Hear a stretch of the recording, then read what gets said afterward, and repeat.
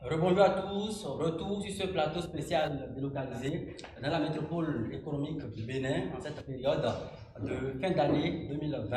Après le premier panel, nous ouvrons ici et maintenant le second panel de l'émission, le duel du Nouvel An, avec comme invité Jules Léandre Kitty. Vous êtes responsable à la communication et porte-parole du parti DBN, parti de la mouvance présidentielle. Bonjour, bienvenue. Bonjour, Monsieur Joey.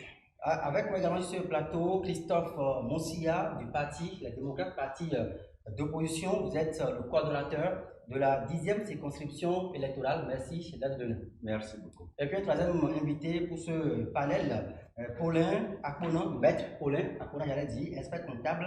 Vous êtes membre fondateur du parti Bloc républicain.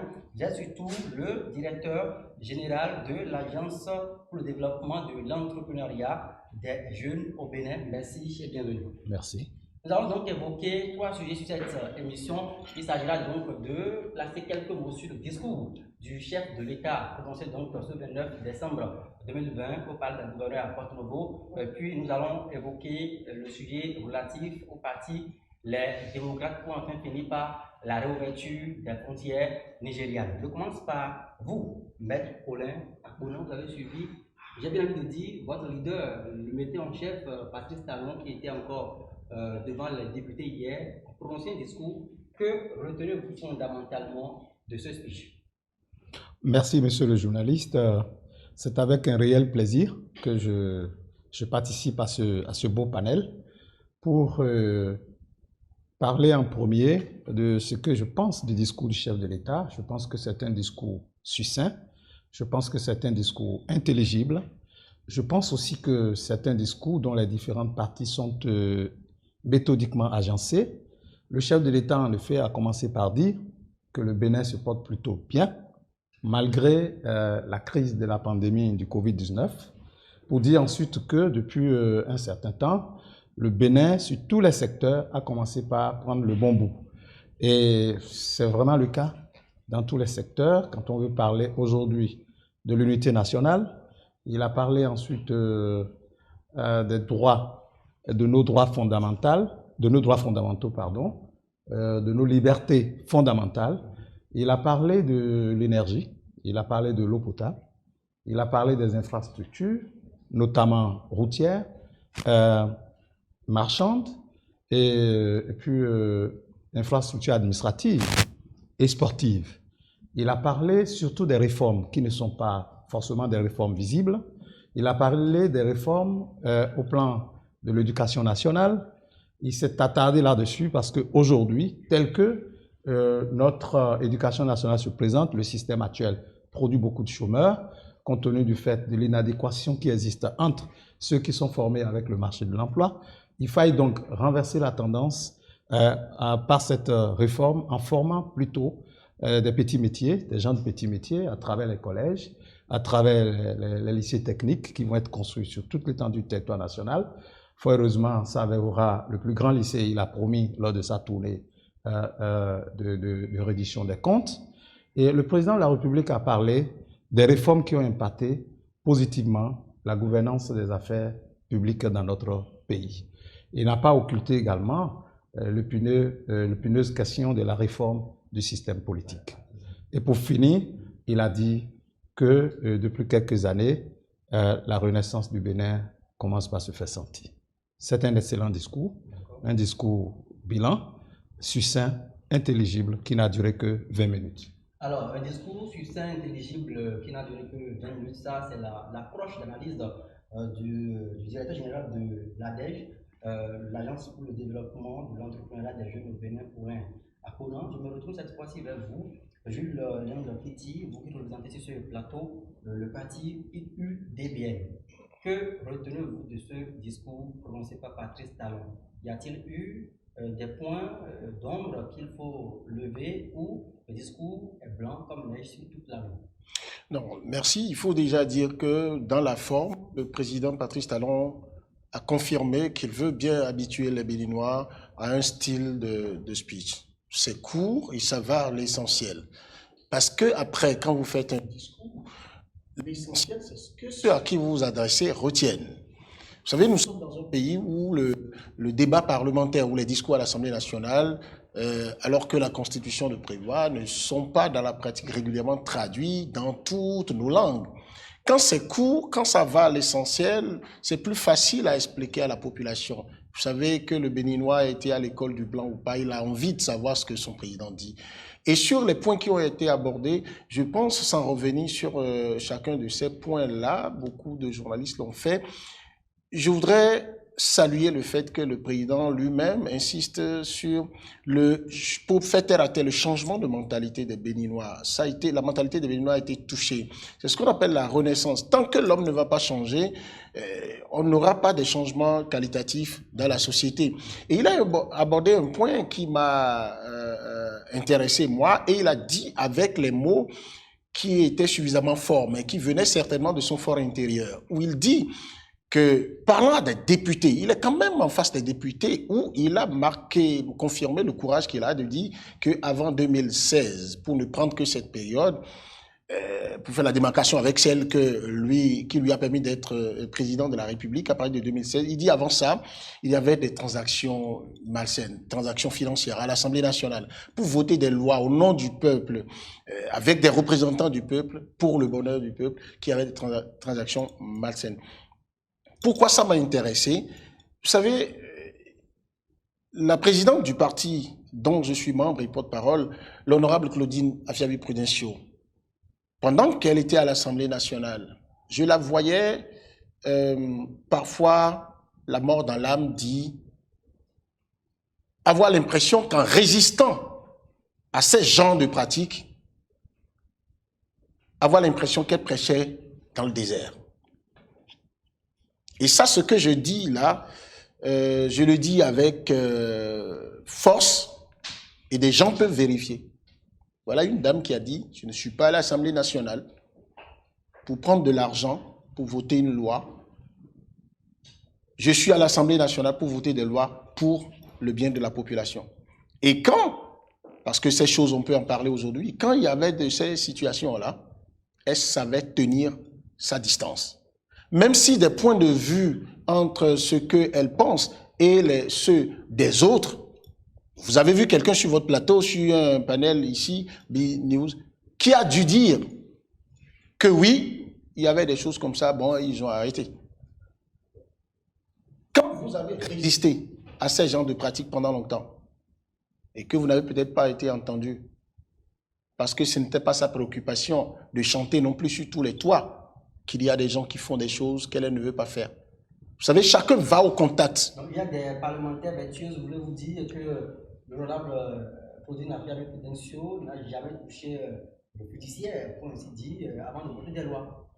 Mais le président de la République a été clair.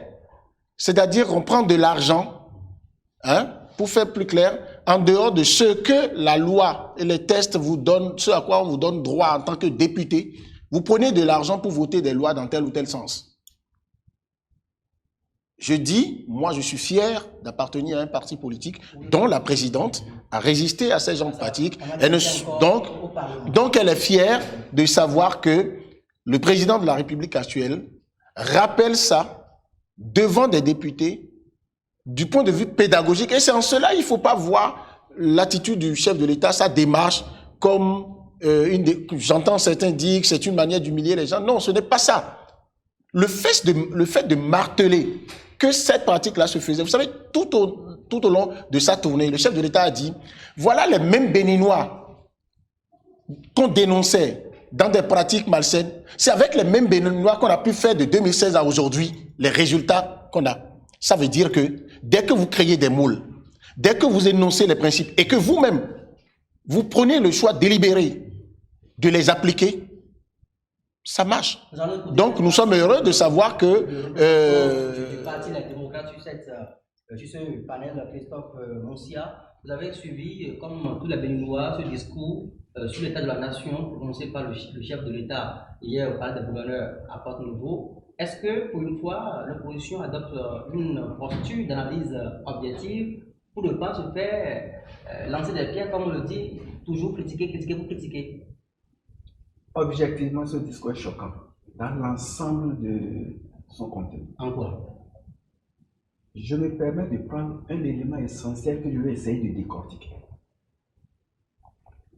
Quand le chef de l'État dit « Notre démocratie expurgée de ses travers nous permet désormais de ne pas laisser une minorité initiée, privilégiée, prendre en otage le peuple entier. » Alors là, c'est extraordinaire.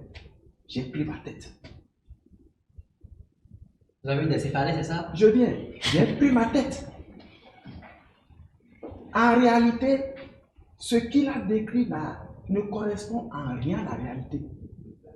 Si on doit tenir compte de la réalité, on devrait dire notre démocratie, expurgée de son contenu, permet désormais de laisser une minorité initiée et privilégiée de prendre en otage le peuple entier. C'est ça qu'on devrait dire, si on doit tenir compte de la réalité.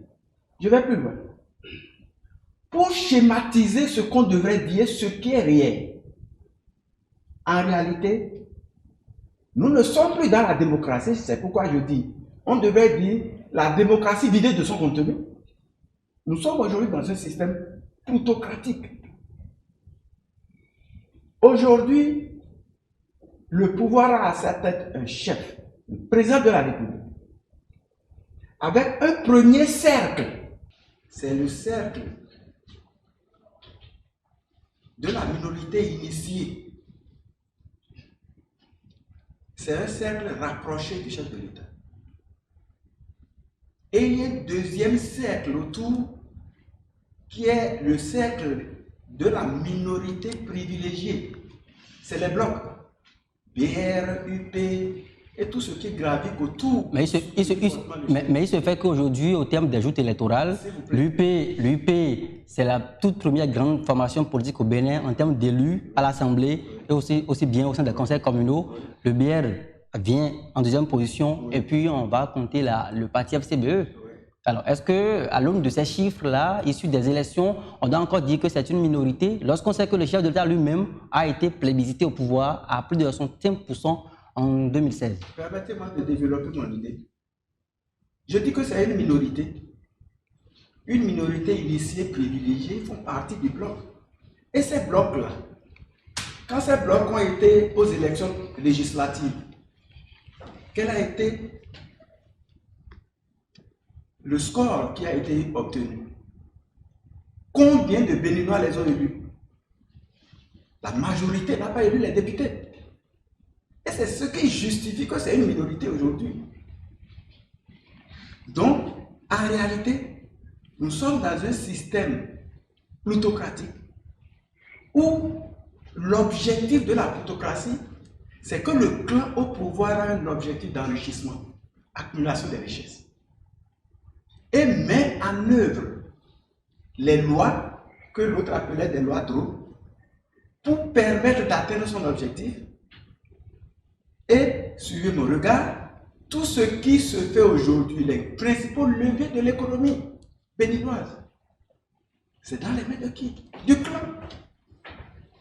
Et la grande masse aujourd'hui, le peuple entier, est mis de côté.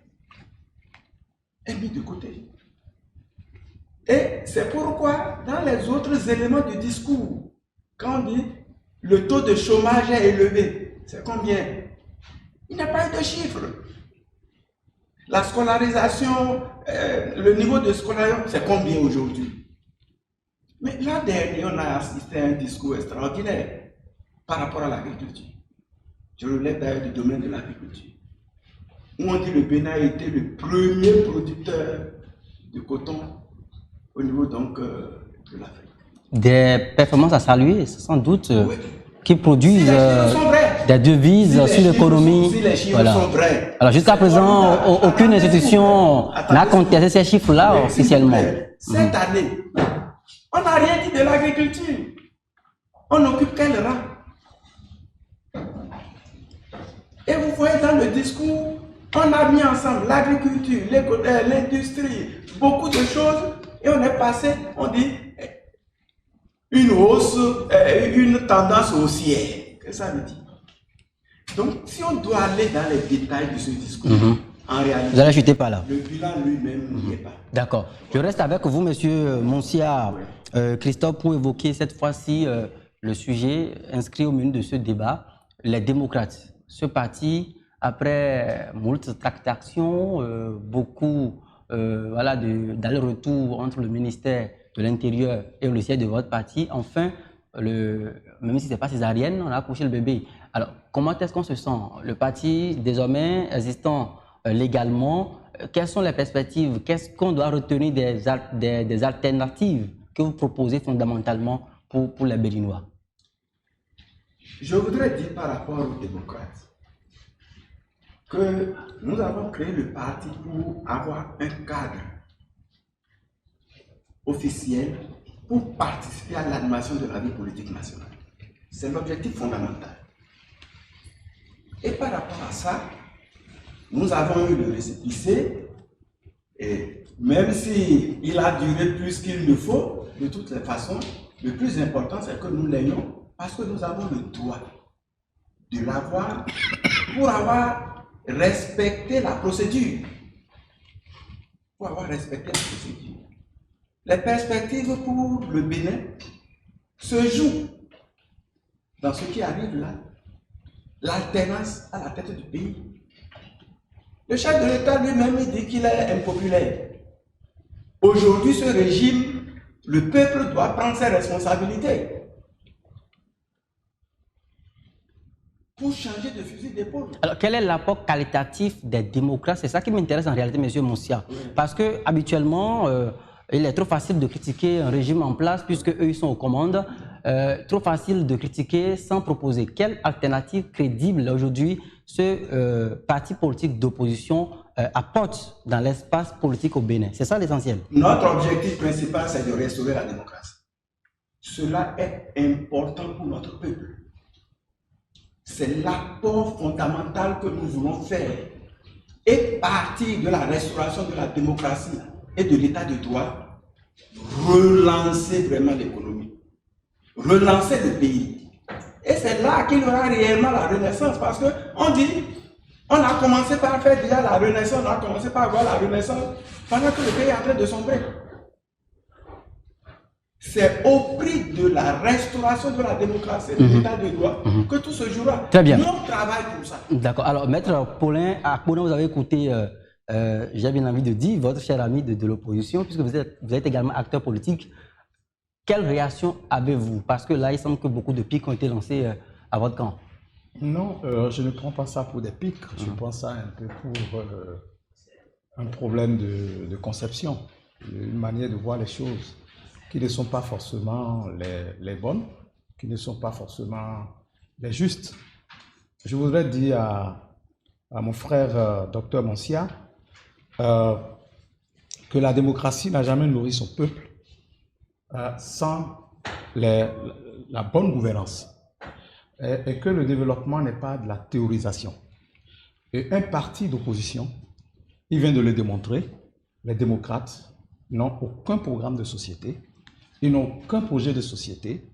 Leur projet de société s'appelle la talonphobie. Ils ont la peur du président Patrice Talon. Ils ont la haine fortement développée contre la personne du président Patrice Talon. Et tout leur objectif politique, tout leur projet politique se tourne autour de cette haine-là, qui ne cesse d'être développée dès que l'occasion se donne. Vous venez de voir, on a parlé du discours. Vous voyez la démonstration, toute la démonstration négative qui a été faite autour de cette déclaration simple et compréhensible que le porte-parole de l'UDBN s'est attardé là-dessus. C'est une pratique connue de tous les députés. C'est un ancien de FCBE. Il connaît toutes ces pratiques-là qui aujourd'hui ne sont plus des cités à l'Assemblée nationale. Ce sont les mêmes personnes qui avaient été là. Ce sont eux qui sont encore là aujourd'hui. La seule chose qui a changé, c'est la vision qui a changé, c'est la rigueur qui a changé, c'est la méthode qui a changé. Et ça a impacté positivement tous les acteurs politiques à tous les niveaux donnés, que ce soit au niveau de l'Assemblée ou dans l'exécutif. Pour revenir à ce que j'appelle programme de société des démocrates, c'est la talonphobie.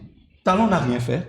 Pourtant, nous avons désormais de l'électricité. Marie-Aigle l'État, 40 milliards sont passés par là. On n'a rien eu dans le passé, sous la gouvernance de leur président d'honneur, le président Boniaï.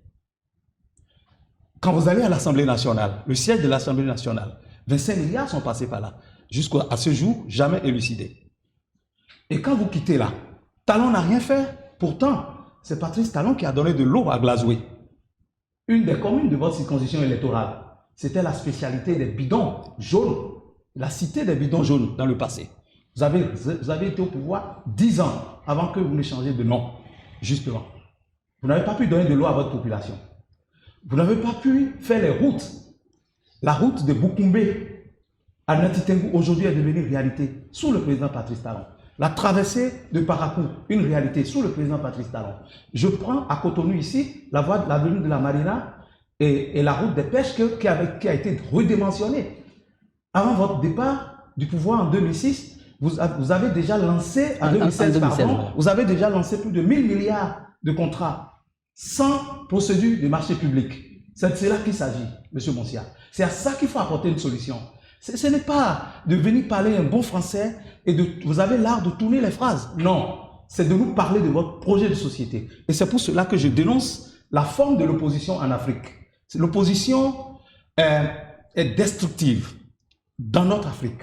Telle que la démocratie est importée de l'Europe, nous ne pourrions continuer par l'appliquer exactement dans notre environnement. Maître Paulin Akponan, est-ce qu'on doit être fier dans un pays où, je reprends pour mon compte ici, l'expression populaire ventilée dans l'opposition, un parlement monocolore, unijambiste et tout ce que vous savez. Moi, je suis trop fier de cela. Vous aviez dit que la démocratie ne nourrit pas son peuple. C'est ce que j'appelle... Est-ce qu'on fait l'option désormais au Bénin, M. Paulin Akponan, de classer la démocratie à gauche et de prendre la route du nouveau départ avec le développement à droite? Non, pas du tout. Je vous donne des exemples clés. Prenez la Chine. La Chine est un État démocratique, mais avec un parti unique. Ils ont toujours organisé les élections. Qu'est-ce que vous appelez démocratie? Les institutions de l'État fonctionnent normalement au Bénin. Nous avons un Parlement, nous avons la Cour constitutionnelle, nous avons la Haute Cour de justice, nous avons l'exécutif, nous avons le pouvoir judiciaire. Tous ces pouvoirs fonctionnent correctement dans notre pays, sans que l'un n'empiète sur les prérogatives de l'autre. C'est déjà ça de la démocratie. C'est déjà ça la démocratie. Prenez les trois dragons de l'Asie. Ce sont des pays où ils ont fait des options claires de conduire le développement de leur pays, mais à leur manière. Sommes-nous obligés de faire de la démocratie à la manière de la France? Est-ce que nous étions obligés de faire de la démocratie comme l'Allemagne? Est-ce que nous sommes obligés de le faire comme les États-Unis? Des questions sans doute. Nous devons tenir compte de notre culture.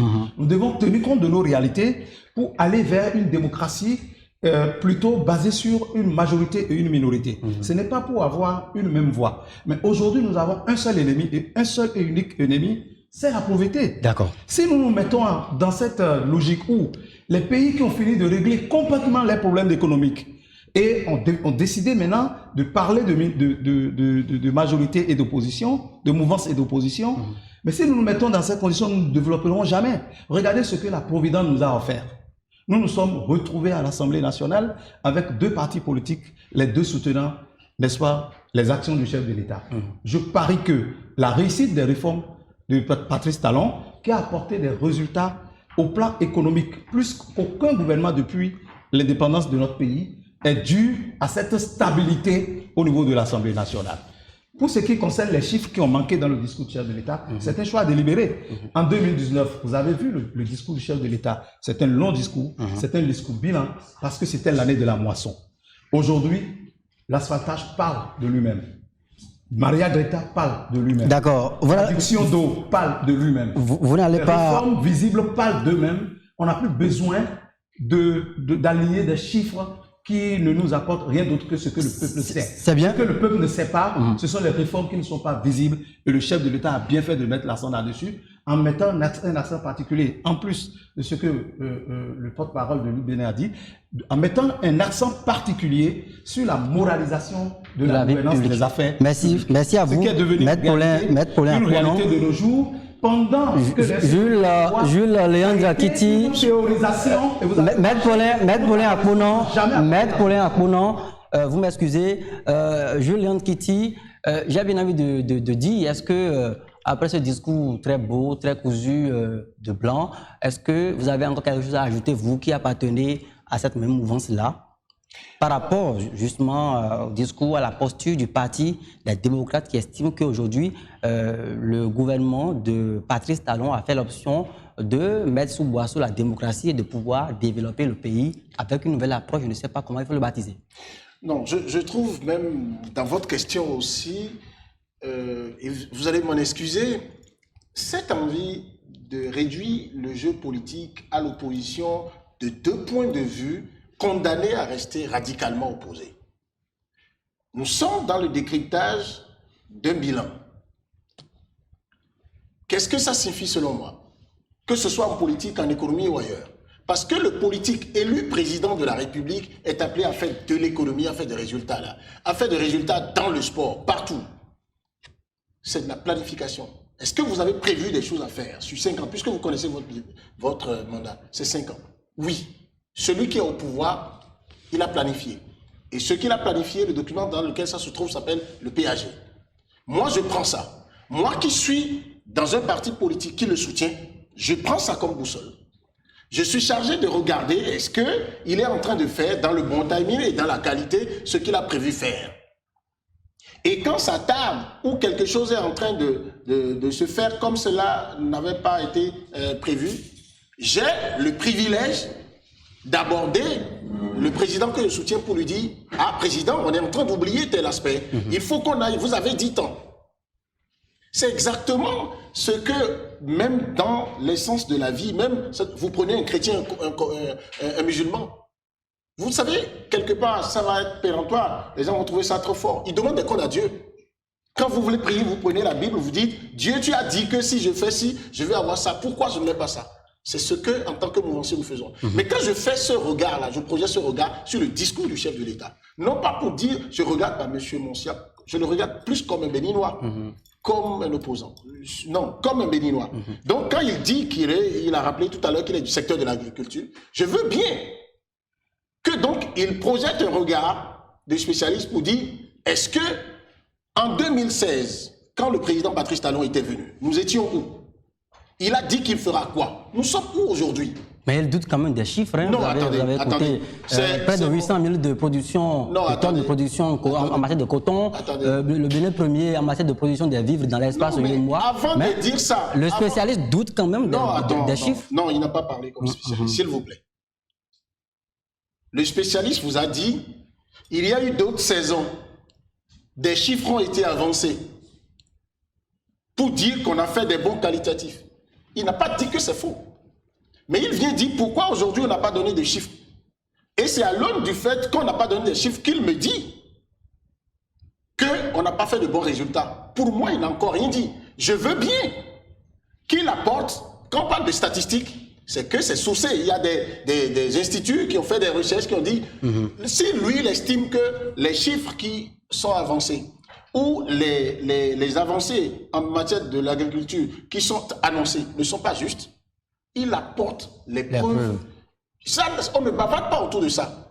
Maintenant, ça me fait penser à mon feu père qui me disait toujours, paix à son âme, ça fait 10 ans qu'il est mort, il me disait, le développement, fiston, c'est de faire un pas, puis deux, puis trois. Mais assure-toi que c'est vers l'avant.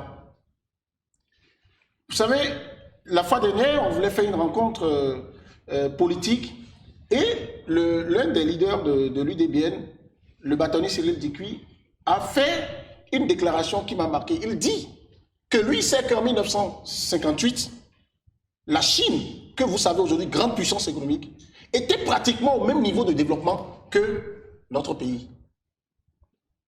Et que nous, de 60 à aujourd'hui, ça nous fait combien d'années? 60 ans. D'accord? Le mandat présidentiel au Bénin fait 5 ans. Il dit, quel que soit ce que vous pensez du président Patrice Talon, sa personne, quand vous le prenez comme président de la République, il a sa méthode à lui.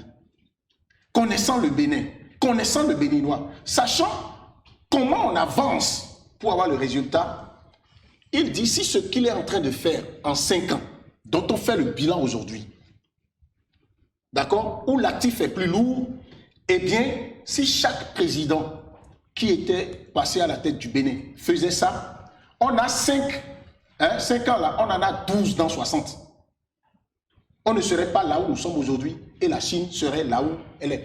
Je ne fais pas le débat de la comparaison politique entre le Bénin et la Chine. Non, le Bénin a son modèle politique. Le Bénin est suffisamment mûr aujourd'hui pour construire un modèle politique et avec tout le monde. D'accord. Vous savez, et si, je voudrais, parce que vous parlez du débat des démocrates, si au ministère de l'Intérieur, les démocrates, que ça ait duré 2 jours, ou 3 ou 20, si les démocrates ont pu avoir leur récépissé définitif pour exister et parler escalité, c'est déjà que vous devez pouvoir marquer cela comme un signe de vitalité de notre démocratie. Et je vais vous dire quelque chose. Au moment où on a dit mise en conformité, l'UDBN était, pour ne pas dire le premier, l'un des tout premiers partis, je pense même que c'est le premier, a déposé les dossiers et a dit, nous nous conformons à ça. Le parti existait beaucoup d'années avant. Et on l'a fait. Vous savez ce que des gens nous ont dit, et j'en ai entendu, qui ont dit, le seul fait d'accepter de faire, ah non, vous ne montrez pas que vous êtes fort. Mais vous avez vu après des partis politiques qui disaient qu'il ne fallait pas le faire, qui ont conduit d'autres à ne pas le faire, allez le faire pour exister. Alors, Parce que si vous n'existez pas, Jules Léandre Kitty, pour moi, malheureusement, le temps file très vite. Monsieur Moussia, nous sommes pris excessivement par le temps. Vous placez juste une phrase. Non, est-ce qu'on s'entend sur le principe? Une phrase, parce qu'il y a encore un sujet, qui est inscrit au milieu du débat, on doit le vider pour un second panel. Tout à fait. Oui. Par rapport au projet de société du Parti Les Démocrates, Maître Akona se réfugie derrière le programme d'action du gouvernement pour nous apprécier. Vous êtes d'un parti politique. Vous avez votre projet de société. Lui qui a son projet de société. Les démocrates ont leur projet de société. Nous ne sommes pas venus pour confronter les projets de société. Ils n'ont pas déraillé. Donc, il s'agit du bilan du chef de l'État. Alors, maintenant, par rapport à l'opposition, c'est-à-dire les opposants et la mouvance, c'est toujours contre. Non. Vous voyez, aujourd'hui, nous militons pour une assise nationale. Pour que opposition, mouvance, les différentes forces politiques s'asseyent. Pour en arriver à des dispositions consensuelles pour redémarrer le processus électoral. Nous ne sommes pas dans une situation de les opposants de l'autre côté toujours. Très bien. Alors, voilà. Je vous en prie, chers messieurs, on va progresser. Je vous en prie, chers messieurs, nous allons progresser dans cette émission.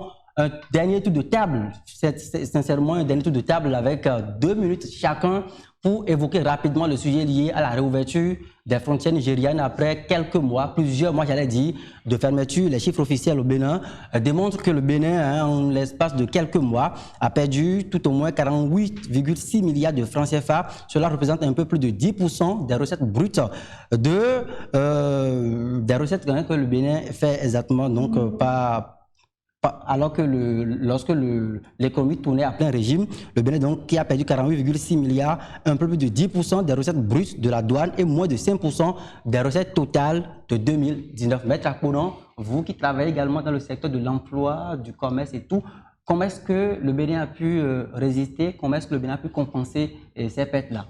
Je vous remercie. Déjà depuis 2016, quand le président Patrice Talon prenait le pouvoir, il a pris le pouvoir dans une situation très difficile. Très difficile parce que le taux de croissance économique était établi à 2,1%. Et il y avait des problèmes endogènes que j'ai déjà cités ici. Un endettement très fort de plus de 2000 milliards. Des marchés publics de plus de 1000 milliards qui ont été passés hors procédure de marché public.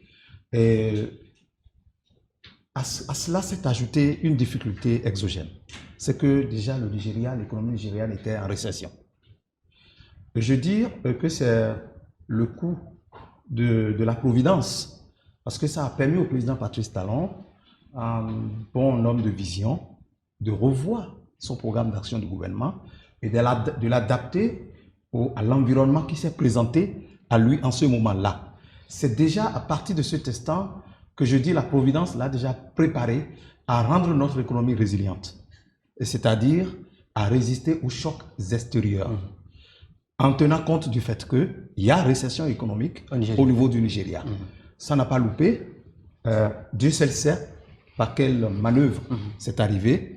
Moi, je soupçonne des manœuvres politiciennes déstabilisatrices derrière cette fermeture des frontières nigérianes. Mais malgré cela, notre économie étant préparée à la chose, a pu résister.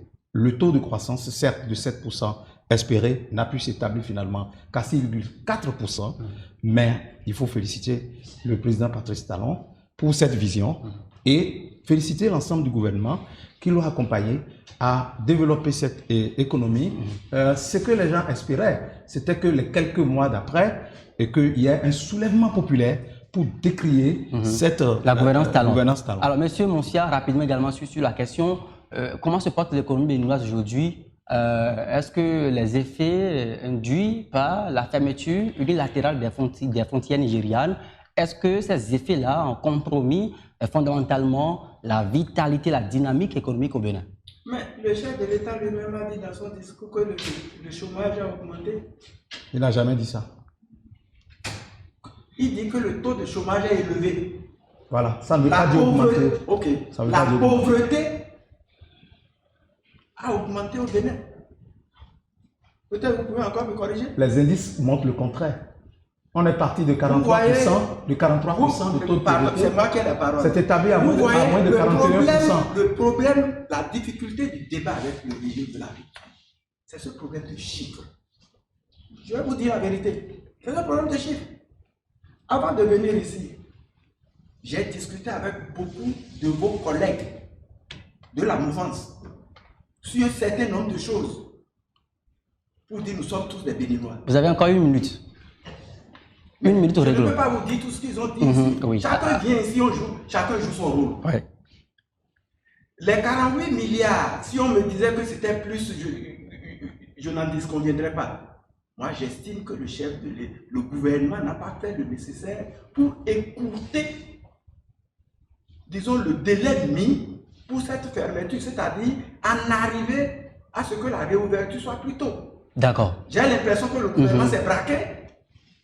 Souveraineté, je peux, mais les dégâts sont plus importants. Jules Léandre Kiti, avec vous, on ne va pas faire le débat de qui a demandé qu'on ferme ou pas. Comment est-ce qu'on s'arrange au Bénin pour que non seulement la résilience de l'économie soit pérenne, mais également qu'on entretienne de bons voisinages avec le Nigeria? Je suis entièrement d'accord avec vous que l'essentiel sera de dire, d'abord de se réjouir de ce que les frontières sont ouvertes, parce que ça fait du bien aux deux peuples. Et il faut insister là-dessus. Ce n'est pas que le Bénin qui a intérêt à ce que les frontières soient ouvertes. Le peuple nigérian le voulait. On a eu des informations et des images qui prouvaient que le peuple nigérian mettait la pression également sur ses dirigeants. Je voudrais également constater que, oui, développer une économie résiliente, trouver les outils pour parer ces genres d'éventualités-là, c'est bien. C'est la preuve que quand vous êtes en difficulté, vous pouvez réfléchir à des situations qui pourraient vous arriver demain, aujourd'hui. Mais il ne faut pas faire et si au niveau de l'UDBN, parti qui, dès le début, dès qu'il y a une fermeture de frontières, nous avons sorti un communiqué pour demander au gouvernement béninois de faire tout ce qui est possible pour s'entendre avec son homologue nigérien pour que les frontières soient réouvertes.